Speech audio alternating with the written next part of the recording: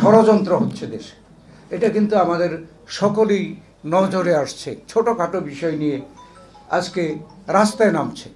এই বিষয়গুলো কিন্তু ছিল আগে, কিন্তু কখনো কেউ রাস্তায় নামে নেই। আজকে মনে করা হচ্ছে যে এই যে নিরপেক্ষ যে অন্তর্বর্তীকালীন সরকার, এই সরকার বোধহয় দুর্বল, এটা মনে করা হচ্ছে। এবং সেই কারণেই আজকে শেখ হাসিনা ভারতে বসে থেকে বাংলাদেশ নিয়ে নানা ষড়যন্ত্র করতে সাহস পাচ্ছে এবং ভারতও সেখানে উস্কানি দিতে সাহস পাচ্ছে। আজকে আমাদের এই জায়গায় আমাদেরকে এই ব্যাপারে সজাগ, সচেতন এবং সাহসী ভূমিকা দিতে হবে। জনগণের অধিকার ফিরিয়ে দেওয়ার জন্য এই সরকার দায়িত্ব নিয়েছে। তো জনগণের অধিকারের মধ্যে প্রধান অধিকার হচ্ছে ভোটের অধিকার।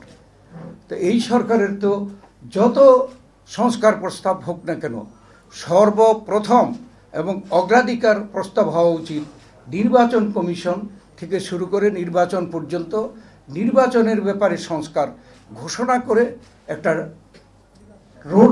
রোড ম্যাপ দেওয়া, যে ওই দিনই নির্বাচন হবে। যদি দেশে নির্বাচনের রোড ম্যাপ ঘোষণা করা হয়, তাহলে জনগণ নির্বাচনের প্রতি তারা মুখী হয়ে যাবে, নির্বাচনমুখী।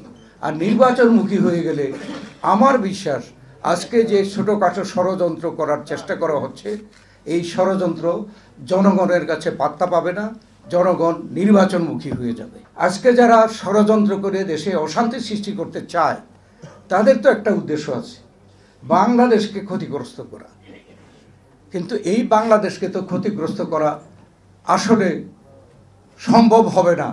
এটা যারা ষড়যন্ত্র করে তারা বোঝা উচিত। যখন জনগণ দেখেছে যে ভোটের মাধ্যমে পরিবর্তনের সুযোগ শাসক সরকার বা স্বৈরাচাররা দিতে চাচ্ছে না, তখন কিন্তু এই ছাত্র জনতার গণ অভ্যুত্থানের মাধ্যমে এই বাংলাদেশে কিন্তু পরিবর্তন সাধন করেছে।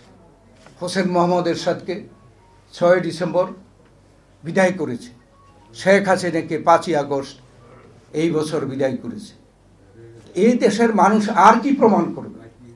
এর আগে কিন্তু পাকিস্তানের সময় ভাষা নিয়ে ষড়যন্ত্র হয়েছিল, সেটাও কিন্তু এই দেশের মানুষ প্রাণ দিয়ে সেই ভাষাকে রক্ষা করেছে। কোনটাতে আমরা বিজয়ী হইনি? অতএব আজকে আমাদেরকেও এটা উপলব্ধি করে আমাদের সাহসকে আরও সঞ্চারিত করতে হবে। আজকে যে সরকার, তাদেরকেও বুঝতে হবে যে তারা কিন্তু দুর্বল না, এদেশের জনগণ তাদের পক্ষে আছে। এবং আমরা সকলে মিলে কেন বলছি ঐক্যের কথা? এই জন্য বলছি যে যাতে করে আমাদের দেশকে নিয়ে আমাদের পার্শ্ববর্তী দেশ যে ধরনের ষড়যন্ত্র করছে, আধিপত্য বিস্তারের জন্য যে ষড়যন্ত্র করছে, সেটা যাতে করে করতে না পারে, সেজন্য আমাদেরকে ঐক্যবদ্ধ হতে হবে।